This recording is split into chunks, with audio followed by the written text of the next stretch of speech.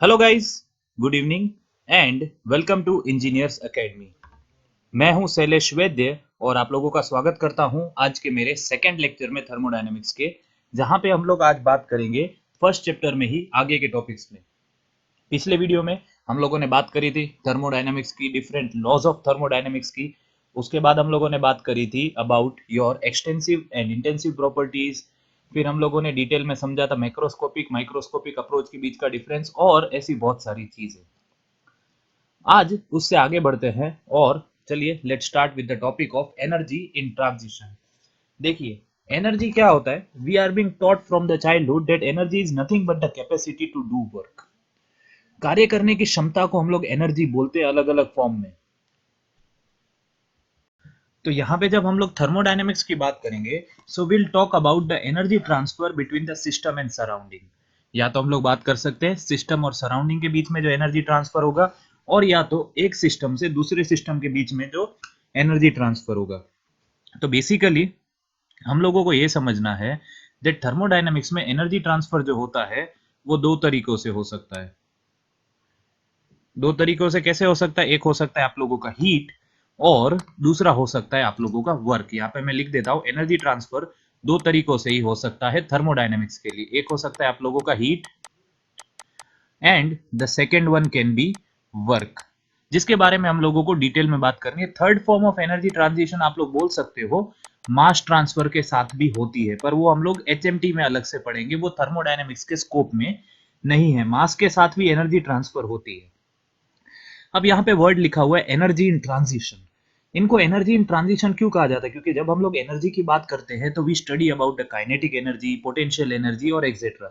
पर energy in transition मतलब यहाँ पे आपकी एनर्जी आपके सिस्टम को छोड़ेगी, सिस्टम में वापस आएगी, कोई और तरीके से आप लोगों की सिस्टम बाउंड्रीज को क्रॉस करेगी, तब हम उसको बोल सकते हैं एनर्जी इन ट्रांजिशन। तो एनर्जी इन ट्रांजिशन का सबसे पहला फॉर्म जो हम लोगों को पढ़ना है वो है हीट। अब आप लोग हीट को किस तरीके से डिफाइन करते हैं? देखिए, मैं आप लोगों को कीवर्ड याद रखने की ट्रिक समझाऊंगा यहाँ पे। तो मैं हीट के लिए जितना बता रहा हूं आप लोगों को उतना ही पढ़ना है। Energy transferred across the system boundary without the transfer of mass. Energy transfer हो रहा है पर मास का ट्रांसफर नहीं हो रहा है, ये बात को याद रखिए। और हीट ट्रांसफर कब होगा? This is due to the temperature difference. याद रखिए, ड्राइविंग जो फिनोमिना होता है वो होता है टेम्परेचर डिफरेंस के। किस वजह से हीट फ्लो करेगी? कि दो बॉडीज या दो सिस्टम के बीच में टेम्परेचर डिफरेंस था, जिस वजह से हीट फ्लो करी एक सिस्टम से दूसरे सिस्टम के बीच में या एक सिस्टम से सराउंडिंग के बीच में। That means you can say that heat is the energy transferred across the boundary without transfer of mass due to the temperature difference between the system and surrounding or any two systems. अब यहाँ पे बात करें, सबसे पहले हम लोगों को याद रखना होता है direction of heat transfer. Most IMP चीज जो हम लोगों को याद रखनी होती है, जो हमारे लिए न्यूमेरिकल्स और थ्योरेटिकल क्वेश्चन में बहुत जो इंपॉर्टेंट रहती है, वो है डायरेक्शन। मान लीजिए ये है आप लोगों का सिस्टम, और आप लोगों ने यहाँ पे सिस्टम में हीट ऐड करी। यहाँ पे आप लोग क्या कर रहे हो? क्यू ऐड कर रहे हो। That means when the heat is transferred to the system, जिसको हम लोग बोलते हैं हीट एडिशन। हीट एडिशन का मतलब है, अब यहाँ पे तो इसको हम लोग साइन कन्वेंशन जो लेंगे वो लेंगे पॉजिटिव। और अगर हम लोग इस सिस्टम में से हीट रिजेक्ट कर रहे हैं, मतलब हम लोग हीट इसमें से निकाल रहे हैं, कोई भी तरीके से इसका टेम्परेचर डाउन करने की कोशिश कर रहे हैं, तो उसको हम लोग बोलेंगे heat rejection. And heat rejection is considered as negative. ये आप लोगों को याद रखना है, न्यूमेरिकल्स जब भी करेंगे। Then heat added to the system is taken as positive and heat taken out from the system और heat rejection can be taken as negative. हमेशा याद रखिए, temperature difference is the driving phenomena for the heat transfer, और heat transfer कभी भी temperature difference के बिना नहीं हो सकता है। और एनर्जी ट्रांसफर के बेसिक मोड्स हम लोगों ने हीट एंड मास ट्रांसफर में पढ़े ही है, that is the conduction, convection and radiation. Although heat के भी दो फॉर्म होते हैं, मैं आप लोगों को यहाँ पे समझा देता हूँ, आगे इसके लिए अलग से हम लोग चैप्टर में भी समझेंगे। हीट के दो फॉर्म होते हैं basically thermodynamics point of view से। एक होता है आप लोगों का सेंसिबल हीट और दूसरा होता है लेटेंट हीट। तो सेंसिबल हीट मतलब आप लोगों का जब हीट ट्रांसफर होगा तब बॉडी का जो टेम्परेचर है वो चेंज होगा। टेम्परेचर चेंज होगा बॉडी के हीट ट्रांसफर के साथ, बट लेटेंट हीट उसको हम लोग किस तरीके से याद रख सकते हैं, ये गुप्त गर्मी है। गुप्त गर्मी का मतलब है the temperature of the body will not change, वहां पे टेम्परेचर बॉडी का कभी चेंज ही नहीं होगा। तो ये आप लोगों को ध्यान रखना है that whenever the heat is added to the system is taken as positive and whenever the heat is rejected from the system then it is taken as negative. यहाँ पे मैंने गलती से पॉजिटिव लिख दिया, इसको चेंज कर दीजिए, रुकिए, यहाँ पे ये आएगा negative. Heat added to the system is taken as positive, heat rejected from the system is taken as negative. So I hope you are clear with the energy in transition first form heat. दूसरा जो energy in transition वो होता है that is defined as work. Work मतलब क्या होता है, हमेशा याद रखिए ये जो एनर्जी ट्रांसफर बहुत सारी वजह से हो सकता है, मेनली ये होता है फोर्स की वजह से। तो हम लोगों ने मैकेनिक्स में पढ़ा है that mechanical work W is always equals to the force applied, यहाँ पे मैं लिख दूं अगर F आप लोग फोर्स अप्लाई कर रहे हो, into S is the distance moved, so your work done is always equals to Fs। यहाँ पे इसका यूनिट हम लोग बनाना चाहें तो ये वर्क का यूनिट हमेशा हो जाता है आप लोगों का न्यूटन मीटर, या जिसको हम लोग बोल सकते हैं जूल। हम लोगों को आज पढ़ने हैं डिफरेंट फॉर्म ऑफ वर्क इसी वीडियो में। तो वर्क को आप लोग किस तरीके से डिफाइन कर सकते हो, it is an energy interaction between the system and surrounding and is done by a system if the sole effect external to the system boundary could be raising a weight. Raising a weight मतलब यहाँ पे आप लोग work का use कर सकते हो। मान लीजिए फॉर एग्जाम्पल ये आप लोगों की कोई भी मोटर है, ये उसकी शाफ्ट है, और इसके ऊपर आप लोगों ने यहाँ पे रोप वाउंड करी हुई है, जो रोप से एक वेट लटक रहा है जो W आप लोग बोल सकते हो मास का है, या W kg, W न्यूटन का फोर्स उसके ऊपर ग्रेविटी की वजह से लग रहा है, उसका मास मान लीजिए W kg है। तो वहां पे आप लोग मैकेनिकली इस जो आप लोगों की शाफ्ट है इसको रोटेट करके यहाँ पे इस लोड को लिफ्ट या लोअर कर सकते हो। तो हम लोग ऐसा कह सकते हैं that work is done, work कितना हुआ, इसका वेट इनटू ये कितना डिस्टेंस मूव करा, so the work done will be, you can say that weight of the body W into x. यहाँ पे मैंने दोनों W ले लिए पर आप लोगों को खाली समझाना था। सो वापिस मैं बोल सकता हूँ आप लोगों को that in thermodynamics work is defined as the energy transfer without the transfer of mass across the system boundary because of an intensive property difference, जिसका its sole effect can be just of raising the weight of the body। Sign convention की बात करें तो यहाँ पे आप लोगों को ध्यान रखना है कि जब भी, यहाँ पे मैं पिस्टन सिलेंडर असेंबली से आप लोगों को समझा देना चाहूंगा, यहाँ पे मैं ड्रॉ कर लेता हूं। यहाँ पे मान लीजिए ये आप लोगों का पिस्टन सिलेंडर असेंबली है। Now, whenever due to an external force, यहाँ से कोई फोर्स लगेगा and piston is doing some work on the system, that means work done on the system, word को याद रख लीजिए, work done on system। for example you can say, इसका example हम लोग ले सकते हैं compression work, then it is taken as negative, work done on the system is taken as negative। Similarly, work done by the system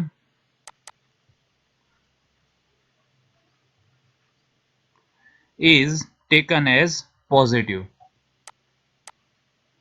मतलब इसका example आप लोग ले सकते हो एक्सपांशन प्रोसेस।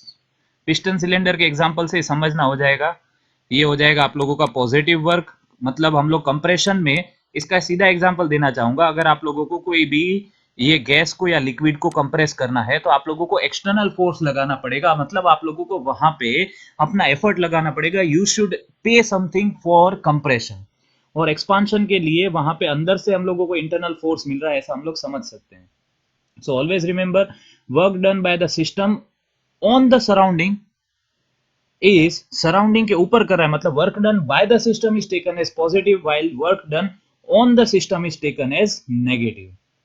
तो ये आप लोगों को ध्यान रखना है, इसका यूनिट हो जाता है न्यूटन मीटर या जूल। अब हम लोगों को बात करना है different types of work.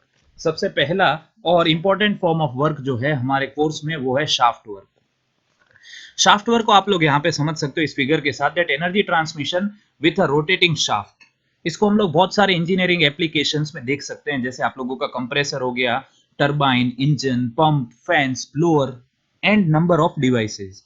You can say that energy transmission from driving to driven equipment.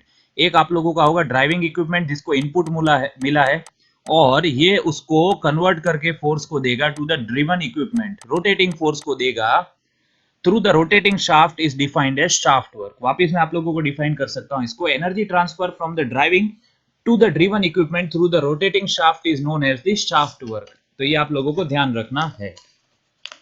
जब भी हम लोग शाफ्ट वर्क की बात करते हैं तो वहां पे हम लोगों को ये समझना है कि शाफ्ट जो है वो एक एनर्जी पैसेज की तरह काम कर रहा है। मतलब ये शाफ्ट से ड्राइविंग पॉइंट से लेकर ड्रिवन पॉइंट के बीच में कुछ ना कुछ आप लोगों का एनर्जी ट्रांसफर हो रहा है। ये बात आप लोगों को ध्यान रखनी है।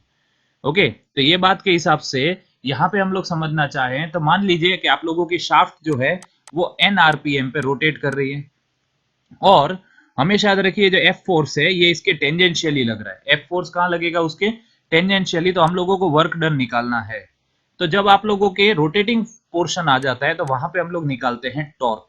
टॉर्क को हम लोग टी या टाउ से डिनोट करते हैं। तो torque is always equals to the force into the radial distance. Force into radial distance. अब आप लोगों का रेडियल डिस्टेंस यहाँ पे आप लोग ऐसा समझते हो, इसको ओमेगा समझे तो अच्छा रहेगा। तो ओमेगा हम लोगों को पता है आरपीएम हो जाता है 2 पाई एन। तो ये आप लोगों का जो आर या ओमेगा भी मैं बोल सकता हूँ इसको, इसकी जगह मैं ओमेगा लिखूं तो आप लोगों को अच्छा पता होगा that tau is equal to F into omega, force applied into कितना शाफ्ट ने रोटेट किया ऐसा। तो इस वजह से हमारा जो टॉर्क मिलेगा वो टॉर्क मिल जाएगा आप लोगों का 2 पाई। यहां पे आप लोग जब वैल्यू पुट करोगे हमेशा, एक मिनट, इसको एक काम कीजिए, हम लोग स्टैंडर्ड नोटेशंस को ही लेके चलते हैं। तो स्टैंडर्ड नोटेशन हम लोग ऐसा रख सकते हैं। सबसे पहले ये बात आप लोग समझिए कि हमारा जो टॉर्क होता है, हम लोग टी ही रखते हैं उसको, वो होता है force into the radius of the shaft. Torque क्या होता है? Force into radius of the shaft. अब यहाँ पे वर्क डन कैसे निकालेंगे? The work done will be the force into displacement. तो ये शाफ्ट मान लीजिए डी थीटा जैसे डिस्प्लेस हुई, मतलब इतनी इसमें डिस्प्लेसमेंट आता है। ये एफ फोर्स की वजह से आप लोगों ने एक टेंजेंशियल फोर्स लगाया जिस वजह से शाफ्ट का डिस्प्लेसमेंट डी थीटा जितना होता है।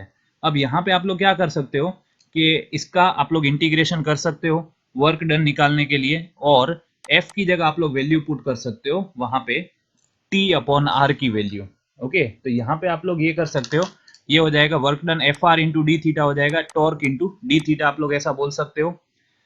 तो यहाँ पे जब आप लोग इंटीग्रेशन करोगे तो d theta with respect to, यहाँ पे देखा जाए तो ये टाइम के साथ हो जाएगा इंटीग्रेशन यहाँ पे। तो हमको पता है that omega is equal to d theta upon d t. तो आप लोग खाली इतना याद रख लीजिए कि ये हो जाएगा work done is equal to T into omega, और ओमेगा की वैल्यू मैं पुट करूँ तो हो जाएगा 2 पाई एन टी। तो आप लोगों को इतना याद रखना है, first of all torque is equal to F into R. ना work done is equal to torque into angular displacement. क्या हो जाएगा? टॉर्क इंटू एंगुलर डिस्प्लेसमेंट मतलब T D theta. D theta इसका इंटीग्रेशन हम लोग विथ रिस्पेक्ट टू टाइम कर रहे हैं। किसके लिए? हम लोगों को पावर निकालना है, शाफ्ट पावर निकालने के लिए। तो power is always equal to work done upon time, इसलिए मैंने टाइम के साथ उसका इंटीग्रेशन किया। तो ये मेरा आंसर आया that work done through the shaft is 2 pi N T.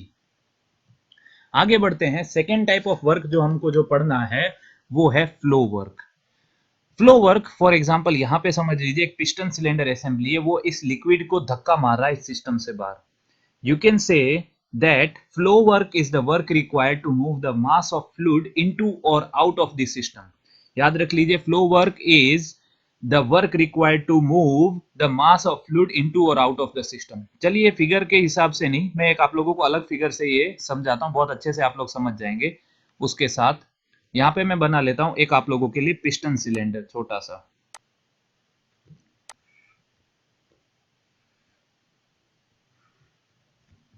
और ये आप लोगों का पिस्टन है जो यहाँ पे मूवमेंट कर रहा है। ये मैंने स्टॉप इसका बना दिया, ये स्टॉप समझ लीजिए इसका।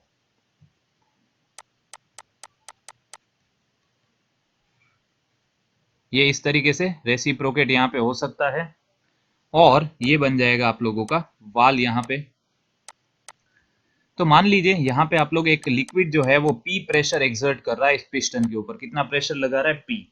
और ये पिस्टन कितना डिस्टेंस ट्रैवल कर रहा है? ये एल डिस्टेंस ट्रैवल कर रहा है। तो हमको पता है दैट वर्क डन, हम लोग फ्लो वर्क के लिए निकाले, will be equal to force applied into distance moved, F into S भी बोल सकते हो। तो यहाँ पे फोर्स कितना अप्लाई होगा? फोर्स हम लोग रखते हैं, मान लीजिए अभी एफ ही रखते हैं, डिस्टेंस ट्रैवल किया पिस्टन ने एल। हमको पता है that pressure applied is always equal to force upon area. होता है कि नहीं होता? तो मैं ये बोल सकता हूँ force is equal to pressure into area. तो ये हो जाएगा pressure into area into length. अब बेसिक सी बात है कि आप लोगों का जो एरिया इंटू लेंथ होता है ये होता है equal to volume. Area into length क्या होता है? This is equal to volume. तो वर्क डन हो जाएगा P into V.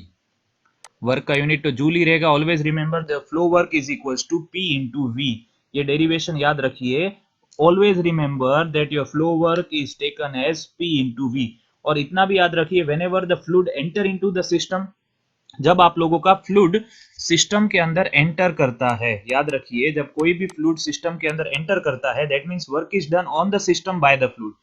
Work system के ऊपर हुआ है, इस वजह से it is taken as negative.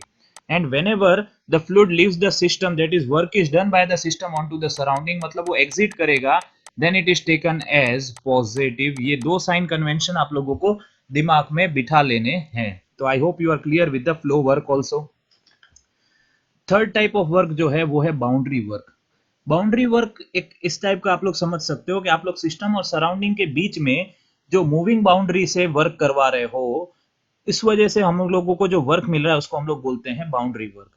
When आप लोग इतना भी समझ सकते हो कि हमेशा याद रखिए पिस्टन सिलेंडर असेंबली में आप लोगों के सिस्टम की जो वॉल्यूम है वो कम ज्यादा होती रहती है। दोनों केस में आप लोगों की बाउंड्री मूवमेंट कर रही है, मतलब जो that work is associated with the movement of your boundary. Work किसके साथ एसोसिएटेड है? आप लोगों की बाउंड्री के मूवमेंट के साथ। तो उसको हम लोग बोलते हैं बाउंड्री वर्क। बाउंड्री वर्क में आप लोगों को यह समझना है that work done by the system, मैंने आप लोगों को पहले ही बता दिया, जब एक्सपांशन होता है तब आप लोगों का सिस्टम सराउंडिंग के ऊपर कुछ वर्क करता है और उसको हम लोग लेते हैं पॉजिटिव। और जब आप लोगों का कंप्रेशन होता है, यहाँ पे जब सराउंडिंग सिस्टम के ऊपर कुछ वर्क करता है तो हम लोग उसको लेते हैं नेगेटिव। देखिए मैंने आप लोगों को पहले ही ये चीज आप लोगों के अंडरस्टैंडिंग पर्पस के लिए समझा दी थी। तो अब इसको भी वर्क को डिराइव कर लेते हैं, क्योंकि कभी कभी ये हमारे लिए हेल्पफुल रह सकता है, आप लोगों को कभी कहीं पूछ सकते हैं।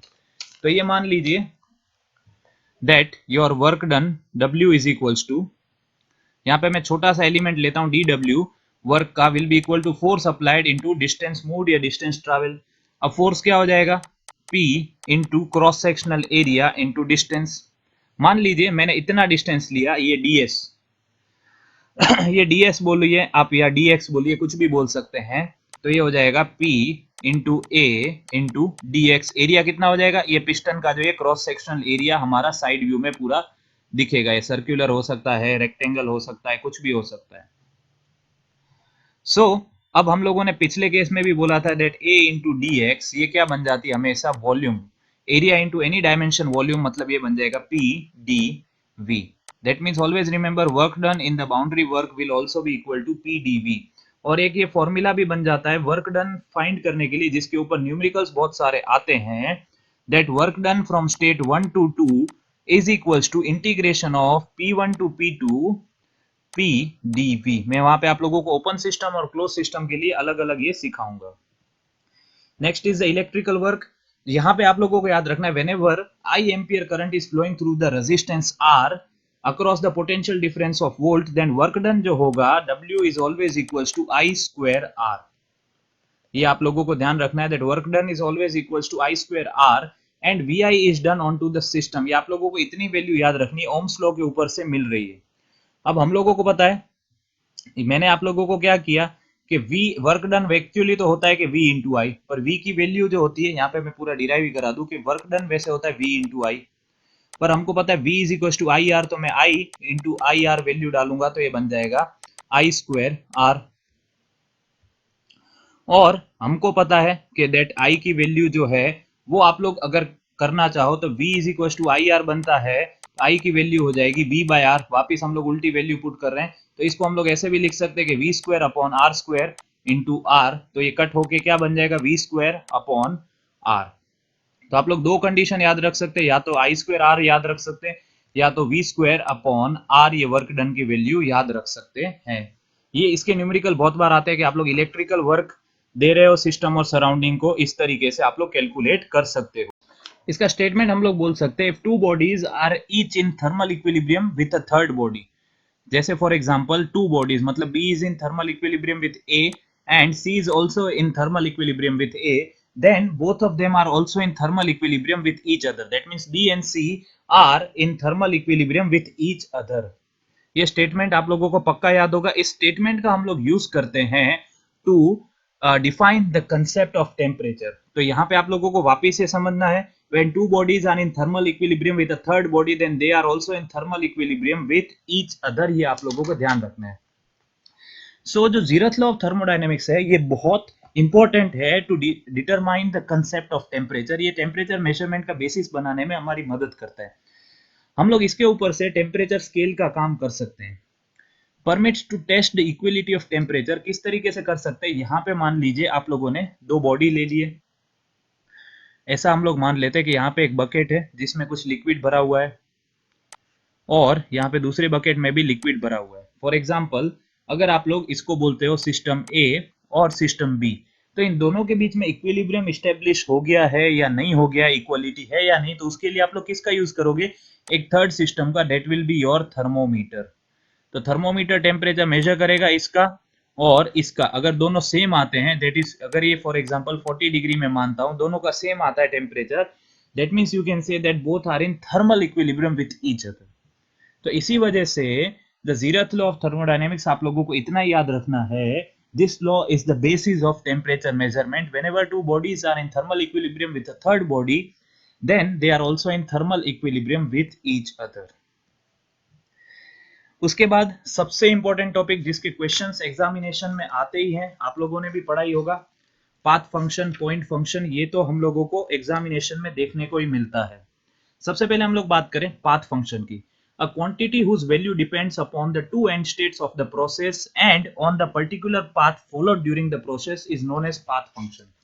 ऐसी क्वांटिटी जिसकी वैल्यू दो एंड स्टेट्स के साथ साथ उसके पाथ पे भी डिपेंड करती है. जैसे यहाँ पे मैंने तीन डायग्राम लिए, मान लीजिए ए और बी दो स्टेट्स के बीच में आप लोगों के पास तीन पाथ अवेलेबल है कोई भी वर्क डन के.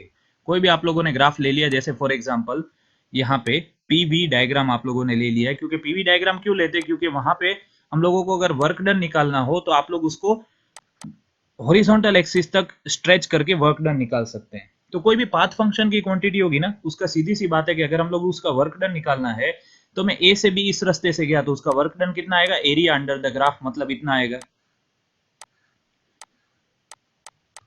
यहाँ पे वर्क डन कितना आएगा, एरिया अंडर द ग्राफ, मतलब ये इतना आएगा. यहाँ पे वर्क डन कितना आएगा, this is this much. So you can say that here work done for path AB1 is not equals to work done for path AB2 is not equals to work done for path AB3. That means for this quantity, the value whose the quantity for which the value depends upon the two end state of process and even path, मतलब आप लोगों की ऐसी quantity जिसकी value दो and state के साथ साथ अगर आप लोगों के पाथ पे भी डिपेंड करती है, तो उसको हम लोग बोलते हैं पाथ फंक्शन. और ये बहुत बेसिक सी बात है, दिमाग में बिठा लीजिए. खाली हीट और दूसरा वर्क, ये दो ही क्वांटिटी है, ये पाथ फंक्शन है. इसके अलावा सारे के सारे जो होंगे वो पॉइंट फंक्शन होंगे. पॉइंट फंक्शन का मतलब ये है the value quantity whose value depends only to end state of the process. वो end state पे डिपेंड करती है, खाली end state के ऊपर. वहां पे आप लोगों को कोई दूसरी चीज देखने की जरूरत नहीं है, तो वो बन जाती है पाथ फंक्शन. वो everything except the heat and work, सारी प्रॉपर्टीज जो हीट एंड वर्क के अलावा होती है वो सारे के सारे पाथ फंक्शन होते हैं. तो ये आप लोगों को ध्यान रखना है. पॉइंट फंक्शन और पाथ फंक्शन से बहुत रेगुलरली क्वेश्चन एग्जामिनेशन में आता है. डिटेल में बात करें पॉइंट फंक्शन और पाथ फंक्शन की, यहाँ पे वापस इनका डेफिनेशन पढ़ लेते हैं. Quantity whose change is independent of the path is known as point function, and any quantity the value of which depends upon the path followed during a change of state is known as path function. मतलब path पे जो dependent है उसको हम लोग बोलेंगे path function, और जो पॉइंट एंड स्टेट्स पे डिपेंडेंट है, यहाँ पे पॉइंट की जगह आप लोग याद रख लीजिए एंड स्टेट्स पे डिपेंडेंट है, तो उसको हम लोग बोलेंगे point function. The magnitude of such quantity in a process depends on the state, नहीं एंड स्टेट बोलिए आप लोग, कि उसका जो मैग्नीट्यूड होगा आप लोगों को जैसे उसकी वैल्यू निकालनी है. मतलब अगर आप लोग मान लेते हैं कोई ऐसा ग्राफ है, इसमें 1 से 2 आप लोगों की वॉल्यूम चेंज हो गई, यहाँ पे V1 थी, यहाँ पे V2 थी, तो आप लोग वॉल्यूम चेंज डेल्टा V कैसे निकालोगे, directly V2 minus V1, the difference between the two quantities. तो ये हम लोग बोल देंगे कि the volume is the point function. Path function के लिए the magnitude of such quantity in a process is equal to the area under the curve. मतलब मैंने यहाँ पे आप लोगों को देखी ये एरिया अंडर द कर्व करके निकाला, इनका हम लोग एरिया की वैल्यू निकाल लेते यहाँ पे, तो हम लोगों को ये सारे के सारे पॉइंट्स की वैल्यू निकालनी पड़ती है, एक्स एक्सिस के ऊपर, इस पॉइंट के ऊपर, और ये वैल्यू ये होता है v1, ये v2, ये p1 p2, इस तरीके से हम लोग सारी वैल्यूज निकाल के वो एरिया निकालते तो हम लोगों को वर्क डन मिलता। That means for the path function, the magnitude of such quantity is the area under the curve of the property diagram.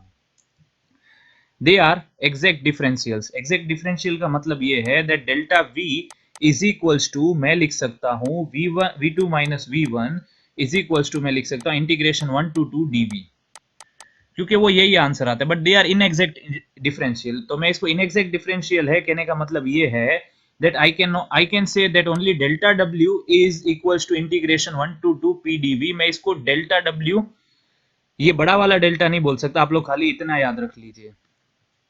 Examples pressure, volume, temperature, anything accept heat and work is point function. खाली heat and work जो है वो path function है, ये बहुत बार पूछा जाता है। नेक्स्ट जो है ये बहुत इंपॉर्टेंट टॉपिक है, टेम्परेचर स्केल। इसके ऊपर बहुत बार न्यूमेरिकल एग्जामिनेशन में आते रहते हैं। टेम्परेचर स्केल्स क्या है, देखिए अलग अलग रेंज में। अभी आप लोगों को खाली मैं इतना बता देता हूं कि हमेशा याद रखिए कि केल्विन को स्टैंडर्ड टेम्परेचर स्केल इसलिए माना गया क्योंकि केल्विन में सबसे मिनिमम टेम्परेचर पॉसिबल जो है वो है 0 केल्विन। आप केल्विन में उससे नीचे के टेम्परेचर पे नहीं जा सकते। This is the most standard scale, अभी वर्ल्ड वाइड एक्सेप्टेड है। दूसरी वैल्यूज में हम लोग माइनस में जा सकते, केल्विन में नहीं जा सकते। That means at 0 Kelvin in degree centigrade you are at minus 273 degree centigrade. In Fahrenheit scale you are at minus 460 degree Fahrenheit. Same way freezing point पे आप लोगों की वैल्यूज है 273 केल्विन होता है, मतलब 0 डिग्री सेंटीग्रेड और 32 डिग्री फ़ारेनहाइट। बॉइलिंग पॉइंट होगा 373 केल्विन, 100 डिग्री सेंटीग्रेड या 212 डिग्री फ़ारेनहाइट। सो अब मैं यहाँ पे आप लोगों को न्यूमेरिकल बता दूं इसका किस तरीके से आएगा। न्यूमेरिकल इस तरीके से आएगा कि फॉर एग्जांपल आप लोगों को दे दिया है कि मैं अपनी स्केल बनाता हूं। फॉर एग्जांपल मैं कोई भी एक साइंटिस्ट हूं, ऑब्वियसली हो सकता हूं मैं फ्यूचर में, तो अब यहाँ पे मैं अपनी कोई स्केल बनाता हूं, मैंने उसको नाम दे दिया स्केल एस। तो स्केल एस पे मैंने ऐसा बोला, हम लोगों को पता है, बोले मेरे स्केल एस पे जो मेरा फ्रीजिंग पॉइंट है वो है -20 डिग्री एस, और जो बॉइलिंग पॉइंट है वो है 180 डिग्री एस। तो अब मुझे निकालना है कि सेंटीग्रेड स्केल पे अगर मेरे मेरे इस जो एस स्केल सेंटीग्रेड मेरी एस स्केल पे अगर जो 60 डिग्री एस होगा वो सेंटीग्रेड स्केल पे कितना होगा, एक चीज। और या तो ये बोल दूं कि 60 डिग्री सेंटीग्रेड स्केल पे मेरी एस स्केल पे कितना होगा, दोनों चीज पूछी जा सकती है।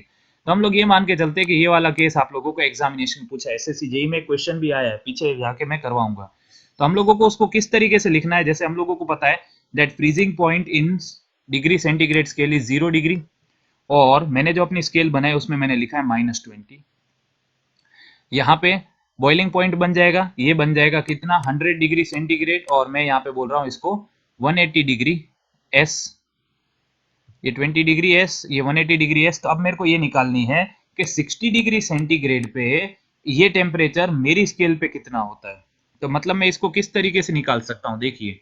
तो ये आई होप आप लोगों को ऐसा कोई क्वेश्चन एग्जामिनेशन में आएगा तो आप लोग इसको बहुत आसानी से सॉल्व कर पाएंगे, क्योंकि ऐसे क्वेश्चंस बहुत बार एग्जामिनेशन में पक्का आते हैं। चलिए एक और इंपॉर्टेंट टॉपिक ले लेते हैं अब हमारे इस चैप्टर का, आप लोग बोल सकते हो last topic, that is Gibbs face rule. Gibbs face rule हमारे लिए बहुत इंपॉर्टेंट है क्योंकि इससे क्वेश्चन कभी कभी एग्जाम में आ जाता है। तो गिब्स फेस रूल ये बोलता है that P plus F is equals to C plus 2। मेरे साथ दोहराते रहिए, P plus F is equals to C plus 2, by heart करना है। P plus F is equals to C plus 2, P plus F is equals to C plus 2। तो इसमें P क्या है, तो P is nothing but the number of phase। Face कितने होते हैं आप लोगों को पता है, सॉलिड, लिक्विड, गैस। तो ये बन जाता है नंबर ऑफ फेसेस। यहाँ पे मैं शॉर्ट में लिख देता हूँ कि आप लोगों का सॉलिड है, लिक्विड है, गैस है, कितने स्टेट में। मैं थोड़ा एग्जांपल लूंगा तब आप लोगों को क्लियर हो जाएगा।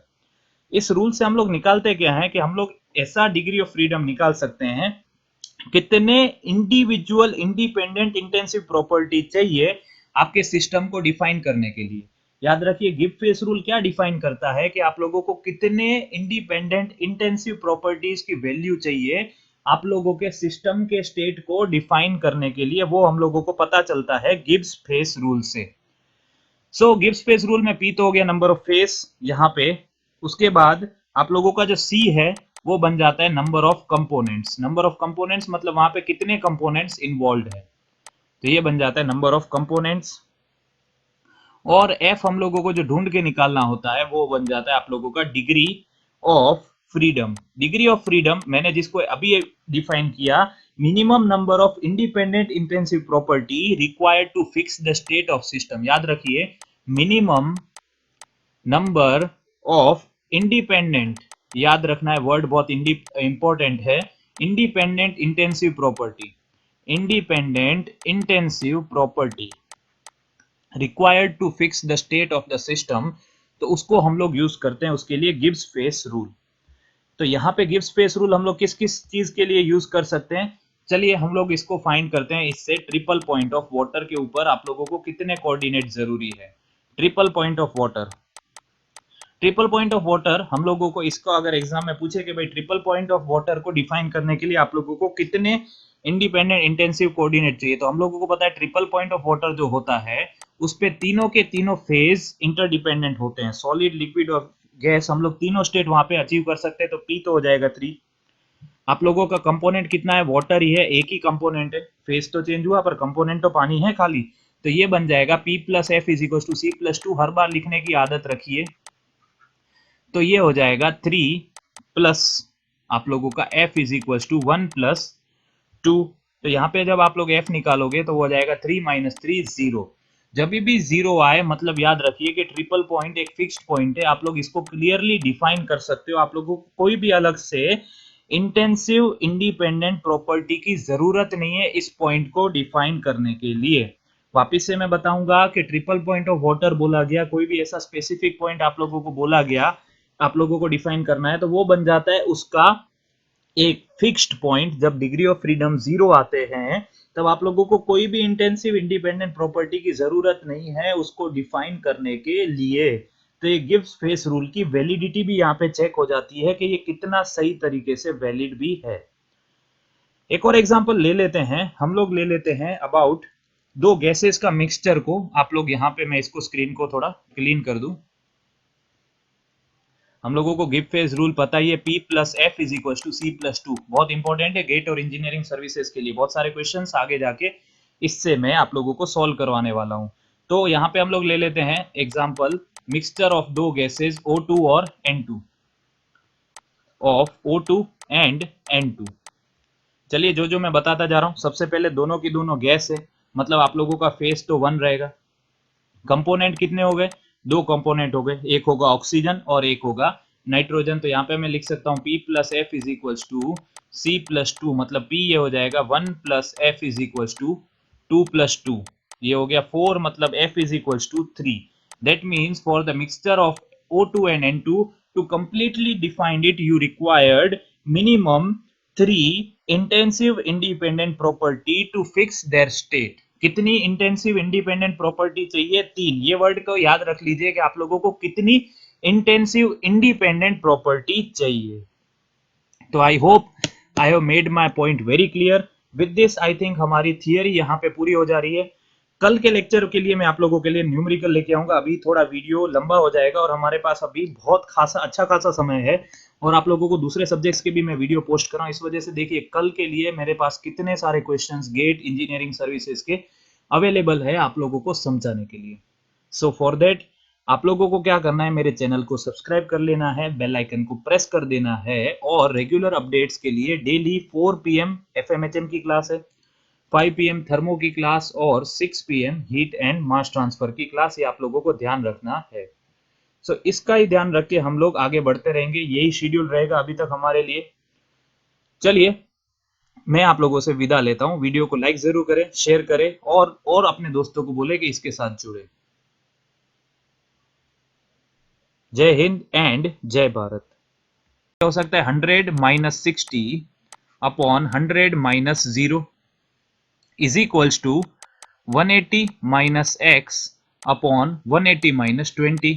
ये तरीका हो गया एग्जामिनेशन में आप लोगों को, माइनस माइनस प्लस हो जाएगा। देखिए माइनस था ना टेम्परेचर, तो 180 माइनस -20, तो ये हो जाएगा 40/100, एक 0 0 कट, 180 माइनस x अपॉन ये हो जाएगा 200 को उधर जान दूं तो ये हो जाएगा 200 इंटू 4 800 अपॉन 10, ये 0 cut, 180 minus x is equal to 80, x को इधर जान दे तो ये हो जाएगा 180 माइनस 80, मतलब 100 डिग्री S। तो ये जो टेम्परेचर स्केल बन जाएगी ये बन जाएगी 100 डिग्री S। बहुत इंपॉर्टेंट है, इंजीनियरिंग सर्विसेज में भी बहुत बार इससे रिलेटेड क्वेश्चंस आप लोगों को देखे जाते हैं।